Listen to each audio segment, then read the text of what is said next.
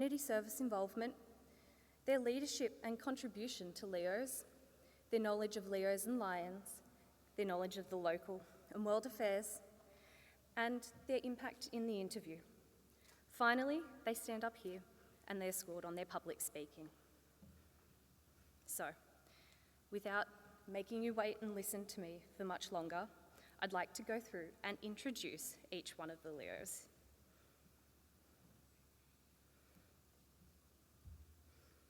First Leo I'd like to call up is Calvin, representing Western Australia. He's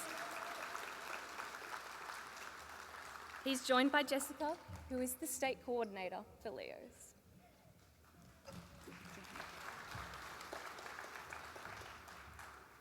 So Calvin, short, quick question, not scored. You said that you were the events coordinator for your LEOs club. Tell us about your favourite event you coordinated. So being an events coordinator for my club, my favourite event is the event I was most passionate in, World Teachers' Day. I've got to help facilitate the firing of teachers and hired students to lead the classrooms.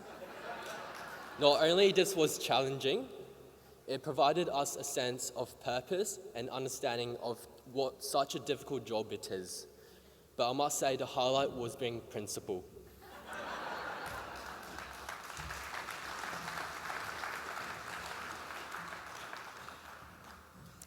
The next person I would like to call up is Zach, representing Victoria.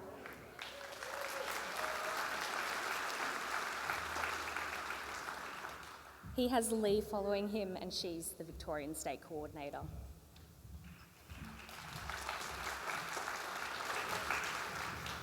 All right, Zach, pop quiz time. I knew you grew up in a Lions family. What was it like growing up in our community? Well, honestly, Lions felt like a second family to me. I remember it was like every weekend where my parents would take me to different events, conventions, and just service activities. And it was really through there where I met so many Lions and Leos who have really shaped my value and to be the person I am today. And also, my parents also chartered their own Lions Club, which was the Lions Club of Melbourne Next Gen. And it was a club full of friends, families, and people who were around my age. So it was through there where we grew up together, learned a lot about community service, and shaped us to become the people we are today. And I'm very grateful to be able to be such an amazing community full of service-minded individuals. Thank you.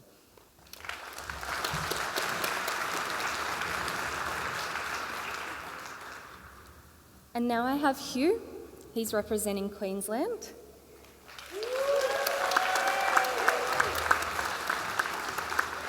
And he's joined by Nicole, who's the Queensland State Coordinator.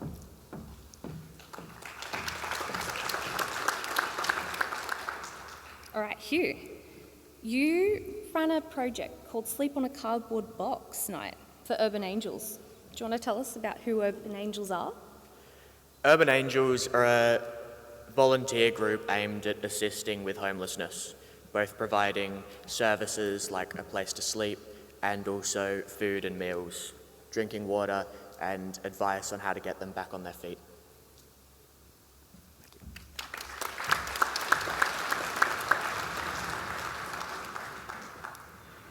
Now I have Charlie. He's representing Tasmania.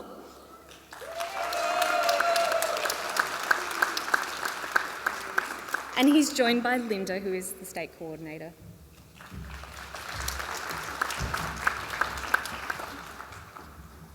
All right, Charlie. So you're currently a remote member of the King Island Leo Club as you try and start your own Leo Club. What's that process been like? So the process has been not only struggling to get other members from the West Homer area to start the club, but it's been challenging really just to try and get members and try to get the other Leos to want to sign up and whatnot. And as a remote Leo, I just try to help out the best I can. Cool.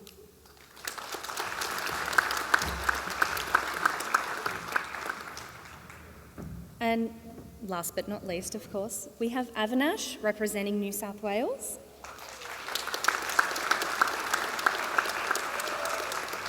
And he's joined by Peter, who is the New South Wales State Coordinator.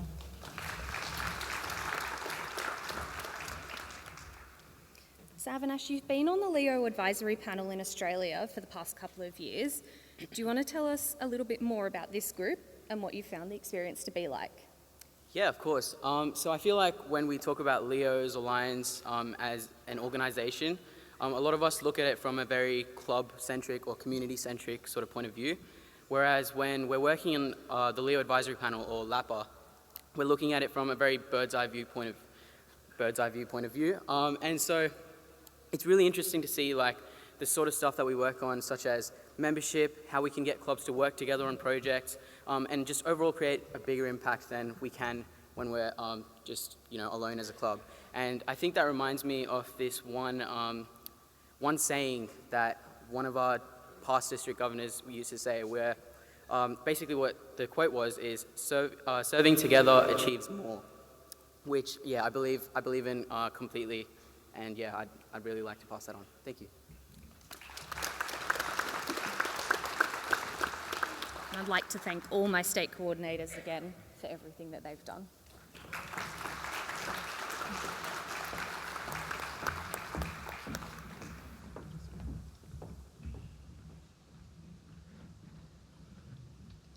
So I have to admit, the hardest job about Leo of the Year is probably the job of the judges, which is why I'm thankful that I don't have to do that role, to be honest. So I'm fortunate enough to have 5 people in front of me who have dedicated yesterday and today to helping out with the hardest decision of this whole thing. Our head judge is Becky Field. She's been a member of Lions for 16 years, serving at club, district and MD levels. She's secretary of the Lions Club of Mount Gambier, district global leadership team leader, and this year joins the MD training team as MD trainer. Becky is passionate about youth initiatives and is actively involved in the LEHB Children's Vision Screening Program and the Blue Light organisation.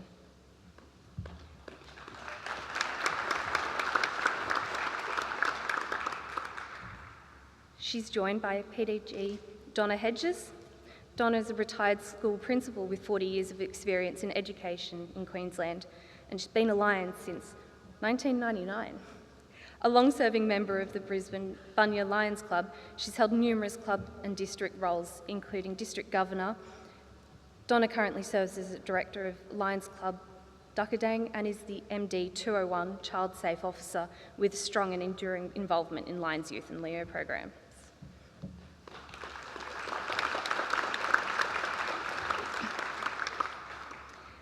We also have PDG Les Cropley. Les joined Lions in 1985 and has volunteered with clubs across Australia and New Zealand. With a background in health and safety, he brings strong leadership experience and is currently a trustee for the Australian Lions Children's Mobility Foundation for Victoria and Tasmania. He's passionate about encouraging resilience, inclusion and community service. He enjoys supporting projects that create opportunities for young people and make a practical difference in the lives of others.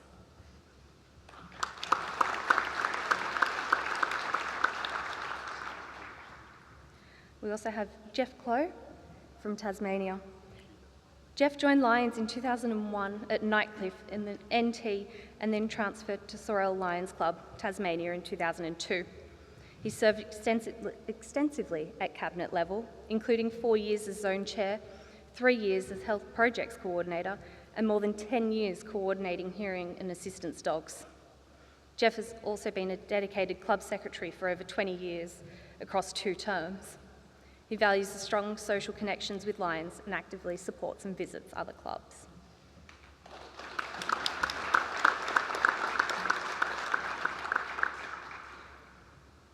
We also have a community judge, Sarah Elding. Sarah is a dedicated advocate for local sport and community development and has been an active player, coach and umpire for Adelaide University Hockey Club for over 25 years.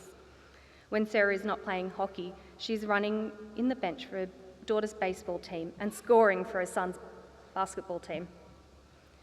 In a role as strategic urban planner, Sarah is grounded in the belief that sustainable, resilient neighbourhoods are built through thorough planning, inclusive engagement, and strong local participation and input.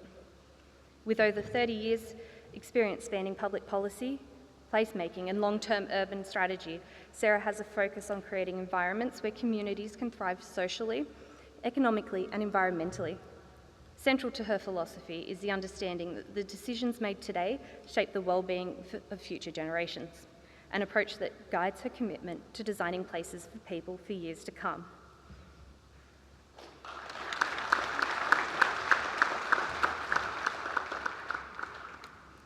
Okay, so if our judges are ready to begin, yeah? We will start with, so today our Leos will be running in an order that was decided yesterday by me holding a bag of numbers well above my head because they're all much taller than me. So, the first person I would like to invite forward is Calvin from Western Australia.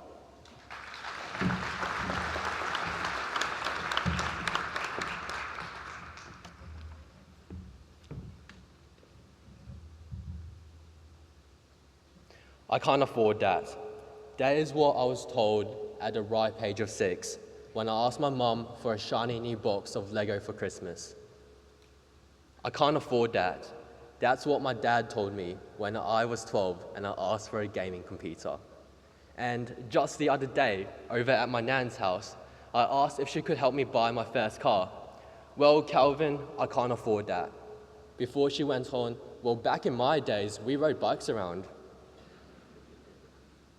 So clearly, we've established a pattern here, but I also have another problem, time. I'm a school captain, I'm involved in extracurriculars, I play sports, and I volunteer. So where on earth will I find time to make money? This is when I discovered the power of passive income. There are two main types of passive incomes that I will talk about today. One, property, and 2, index funds. Let me ask you, who here is lucky enough to own a home? Raise your hands. Hold them up nice and proud. Now keep your hands up if you think your home is an asset. Well, do you pay bills? Do you have a mortgage? Do you go to Bunnings every other weekend fixing things?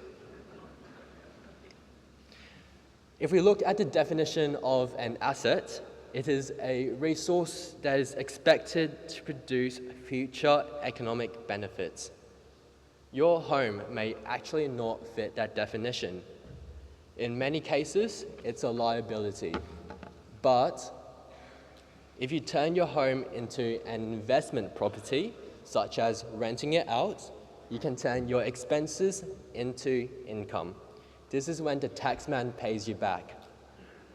Maybe not for the sausage sizzles.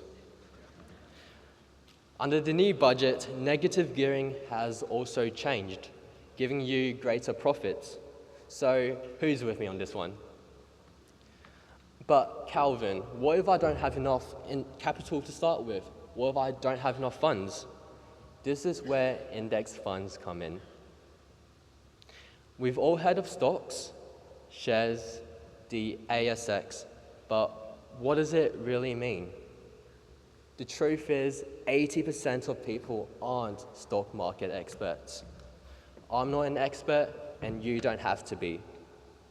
Index funds were designed for ordinary people who live lives working 9 to 5, people like you and me, who don't have time to track every rise and fall in the market unless you're my economics teacher. Index funds rely on 3 key principles: the principle of compound interest, the principle of diversification, and the principle of time. This is when the saying becomes real: time is money. With apps like Vanguard or CommSec, getting started has never been easier. They are probably the only apps that make you money instead of taking from it, such as Uber Eats. But Calvin, who is teaching you all of this? Well, unfortunately, it's not the school system. Schools often teach us to be good workers, to follow rules, to stay quiet and do as we're told. We're not told to take risks, but in reality, it's those who take calculated risks, build networks, and think differently that often become the employers of tomorrow. Whatever you take away from the speech, just remember that time is money. And even if you're on the senior side of the equation, who feels like time is running out, why not start something for your grandchildren? Because it's never too late. The best time to start was 20 years ago. The second best time was 10 years ago. And the next best time is now. Thank you.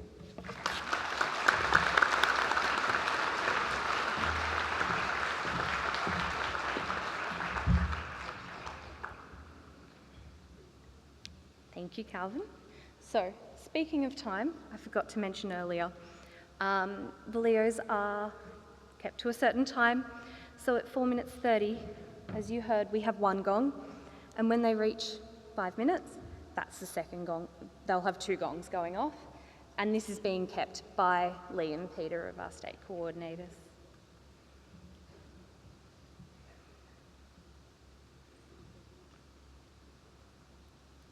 Cool. So, next up, we have Zach from Victoria.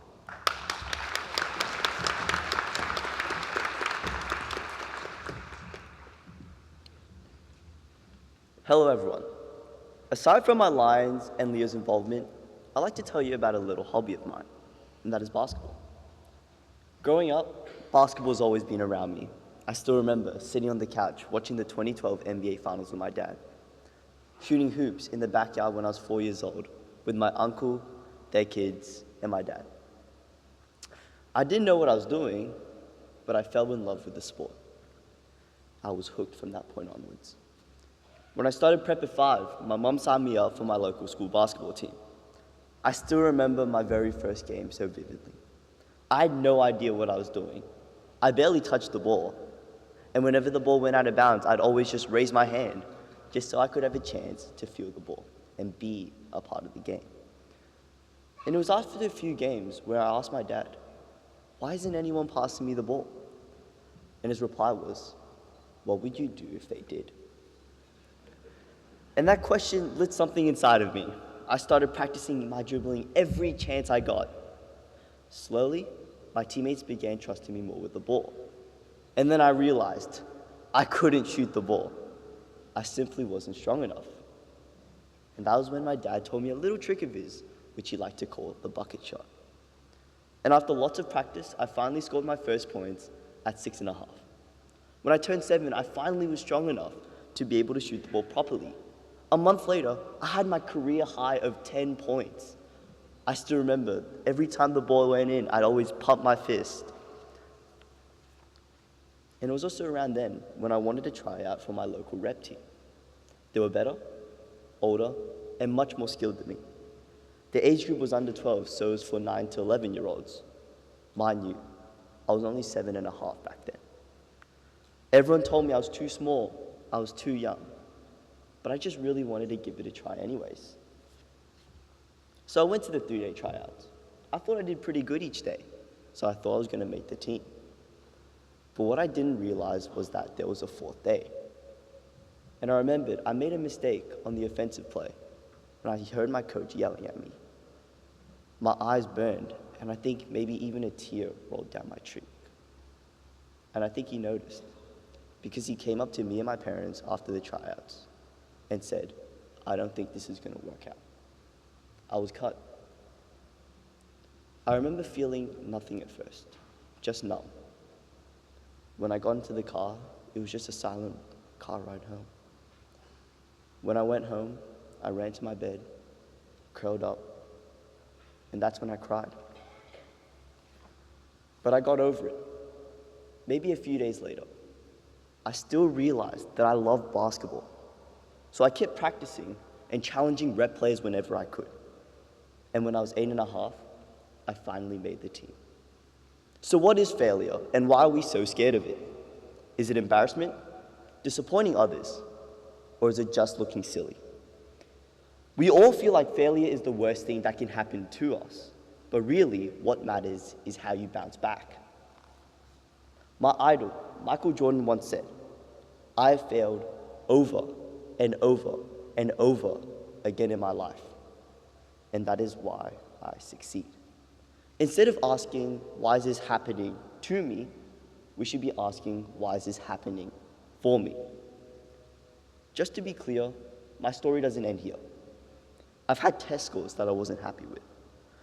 I've missed out on rep teams that I wanted to make. And worst of all, I didn't make the state team 2 years ago. But whenever things go wrong, I think back to that 7.5-year-old version of myself. The one that cried for a day, the one that got up, and the one that kept going.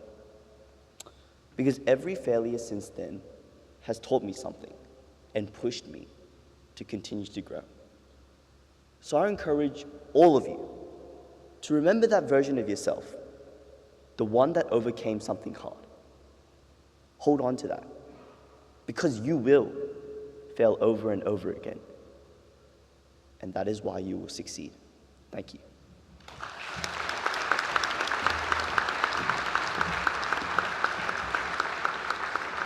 Thank you, Zach.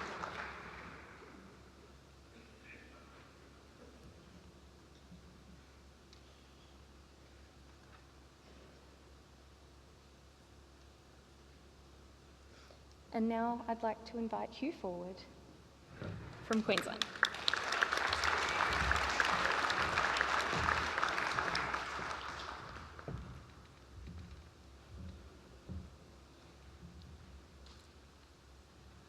A single, small act of service may seem small, but it is the compounding nature of these small acts that creates true, meaningful change.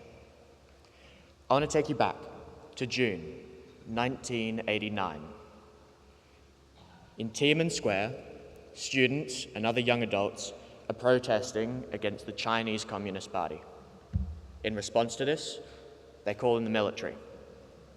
An unknown number of these young adults are killed on that day, and as a final demonstration of strength, the military chooses to send a parade of tanks down the main street of Beijing. A BBC reporter, filming the scene illegally in the country, captures people fleeing before these massive war machines. Save one person. One man, holding 2 plastic grocery bags by his side, walks to the middle of the road, faces down the tanks, and stops. They march ever closer towards him, going nearer and nearer and nearer till they're meters away from him. And he stands there, stoically, hands by his side, watching them come. And magically, before him, they freeze. The first tank, then the second behind it, then the third behind that, then the fourth, then the fifth. In that moment, he made one choice. He took one action, and he overcame an almost insurmountable force in front of him. To that day, we still don't know who that man is. He's unknown. But we can take on board, on our own lives, in our communities, in our organizations, the lesson that he gave us. That one action, one small action, of defiance in his case, but hope in ours, can have true meaning. Compare this to Lions Clubs International's Mission 1.5. This says that by June 2027, Lions Clubs has a goal of reaching 1.5 million members. Now, we sit at about 1.4 million. That is, in roughly 13 months, a growth of 100,000 people. That seems like a lot, because it is, but as an entire global community, not really. We have 50,000 clubs around the world. How's that maths work out? 2 people per club, 2 new members. Seems a lot simpler when it's just 2, doesn't it? So, at every monthly meeting, at every opportunity, at every barbecue, if there's one person that seems interested, curious, invite them along. One evening, one discussion, one chance for one new person. One ask, one question, one goal. Together, suddenly, it seems more achievable. Ultimately, it is 1% every day. One small thing compounded consistently that creates true change. I'm a very big maths person, so to me, I look at it in this way. 1% over an entire year, you gain 37 times what you put in. I'll leave you with this, a quote by Confucius. The person who moves a mountain starts with the smallest stones. Thank you.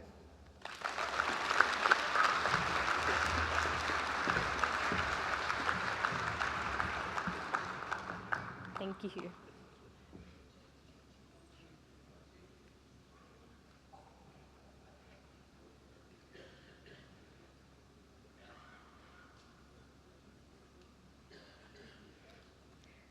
And now we have Charlie from Tasmania.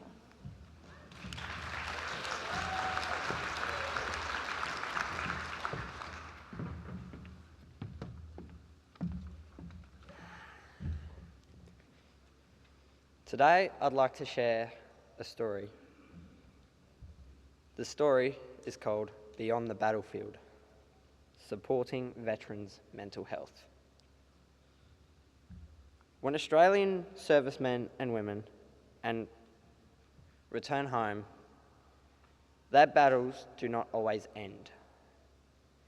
The return to civilian life comes at a heavy psychological cost: depression, anxiety, PTSD, substance abuse, and unfortunately, in some cases, suicide.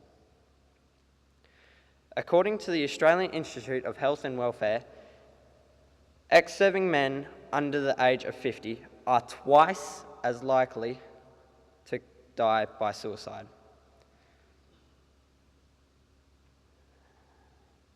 The general population, that's not just a statistic, that's a tragedy. These are men and women who will be willing to give their lives for their country. But too often they feel forgotten, unsupported, once their service ends. But beyond the numbers are real people, veterans who struggle to sleep, who withdraw from friends and family, who isolate or invisible in every community they once served to protect. So, what can we do? What can Lions, Leos, people who are committed to service, do to make a difference? First, we break the silence many veterans do not seek help because of the fear of them being judged. As Lions and Leos, we can host different community events to help support those veterans in need.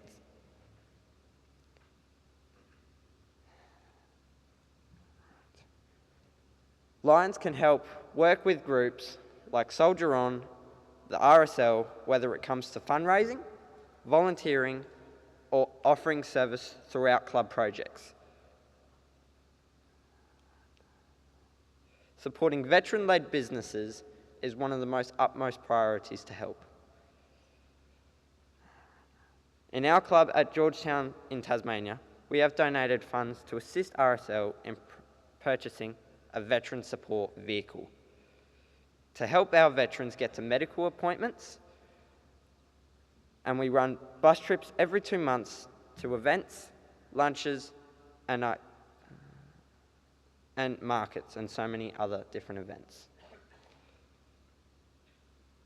For the community and veterans which assists in their mental health. A little story I'd like to share with you is a man in the United States called Chris Kyle, a Navy SEAL, American sniper who volunteered with US veterans and was killed by a veteran. He was helping once said, "The veterans don't need sympathy. They need to be treated like the men and women they are, equals, heroes, people who still have tremendous value for society." In the Lions and Leos, we often say, where there's a need, there's a lion. Well, the need is here. It's in our towns, our streets, maybe even our own families. The Australian Lions Wellbeing Foundation has been taken on mental health on board and has officially recognised mental health and wellbeing as a new global service initiative for 2025 and 2026. This initiative includes a dedicated awareness week from the 4th to the 12th of October 2025, which align Mental Health Week in Australia. Let us be the generation that serves our veterans, not just on Anzac Day, but every day. Let us serve those who served others. Thank you.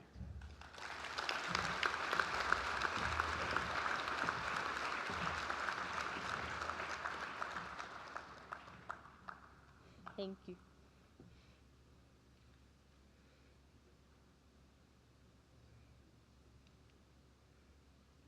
Now I'd like to call forward Avinash from New South Wales.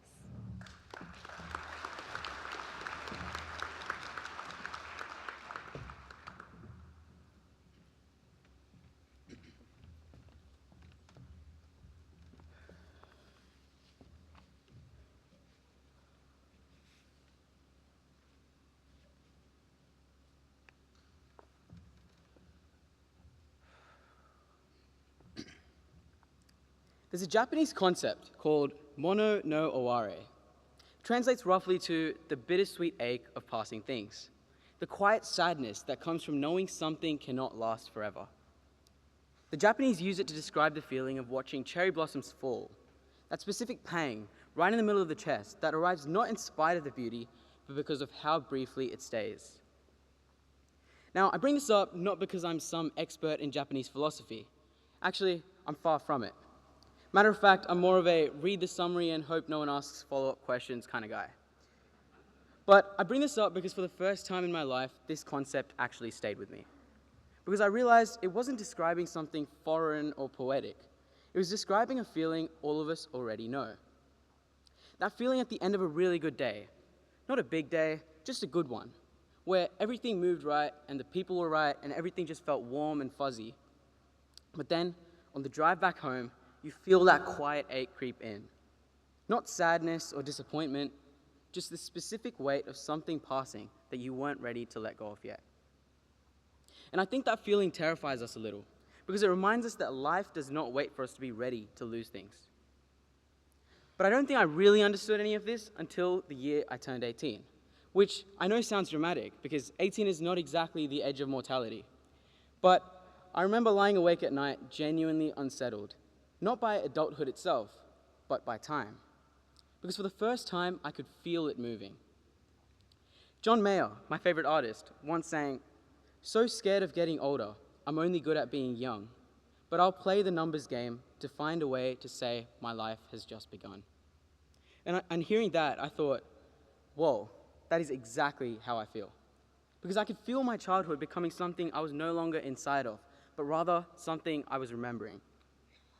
That shift felt horrifying to me. I kept trying to hold on to things tighter, memories, people, moments, as if paying enough attention could stop them from becoming the past. But the fact is that it doesn't. It's not just memories or moments though, it's people too. My little brother, who went from this cute little baby following me around everywhere, to suddenly now taller, louder, and becoming his own person. My parents, who used to feel permanent, but now I slowly noticed time creeping up on them too. And eventually I realized something that I think a lot of us spend years resisting. The pain was never evidence that those moments meant nothing. It was evidence that they meant everything. And maybe that's what Mono no Aware means. This feeling is not life malfunctioning. It's life working exactly as intended. Because if nothing ended, nothing would matter. Now, some of you have probably known each other for longer than I've been alive, which is either beautiful or mildly terrifying, depending on how you want to frame it. But the point is, in a few years, this version of them will be gone. Not dead, just changed. And so will you. That's what makes this moment valuable. Not the permanence, the opposite. And I think that's why, when I look around this room and I see all the lions and Leos, I realize that we matter more than we sometimes realize. Because service is, in a strange way, an act of acceptance. Think about it. We spend enormous parts of our lives helping people we may never fully know, fixing problems that will eventually return, and creating moments that last an afternoon before eventually disappearing yet again. But we keep doing it. Why? Not because it lasts forever, but because for a brief moment, something good existed that would not have existed otherwise. I think that is one of the most human things imaginable. To know something is temporary and to still choose to pour yourself fully into it. That is what I believe this room is built on. So, after countless sleepless nights, I think I realize now that maybe the goal of life is not to avoid the ache. Maybe the goal is to become someone brave enough to feel it fully. To notice the ordinary moments whilst they are still ordinary. To remember who we are and what we've achieved to be in this moment. To love people without demanding anything in return from them. To give as much as we can, fully knowing that one day we may not have anything left to give. Because the fact is that endings are not what makes something tragic. It's what makes them special. One day, those cherry blossoms will fall. And that's what makes them beautiful in the first place. Thank you.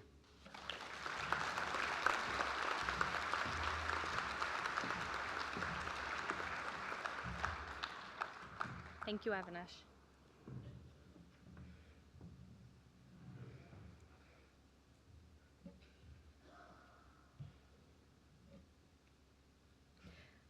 So that is all the speeches in the public speaking half of the Leo of the Year. I think they all deserve another huge round of applause for that.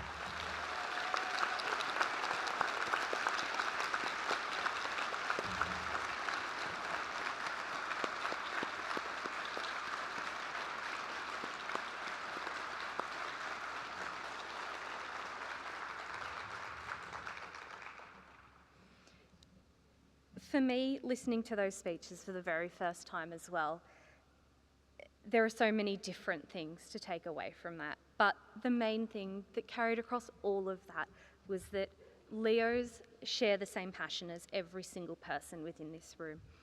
Everyone here is wanting to serve and help and just make the world a better place ongoing. Even if you don't meet the people again, even if it just passes through, we're here to help out the future and make the world a better place.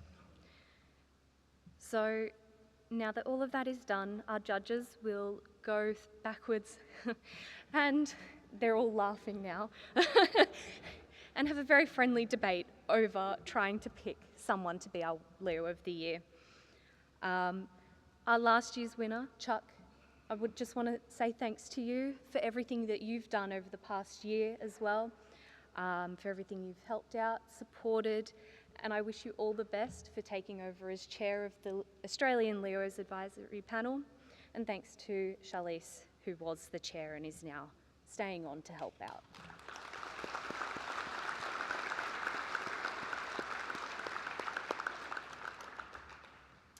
Right before I get off this stage and let everyone go have a break or move on to the next section, I would like to just close by giving a short section of a poem that was written by someone close to me.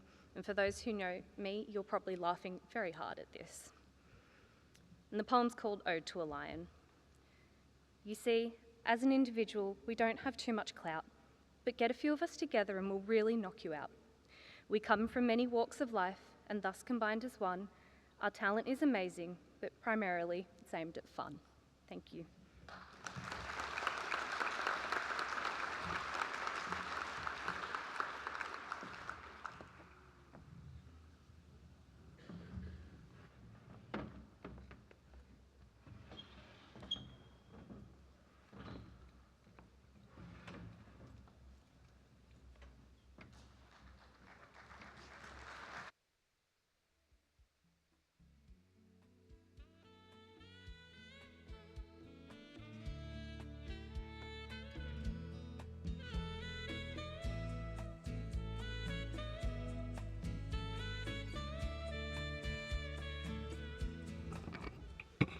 Give them another round of applause. That was well done. Could I ask past Council Chair Rod Chegnell to come up, please? You have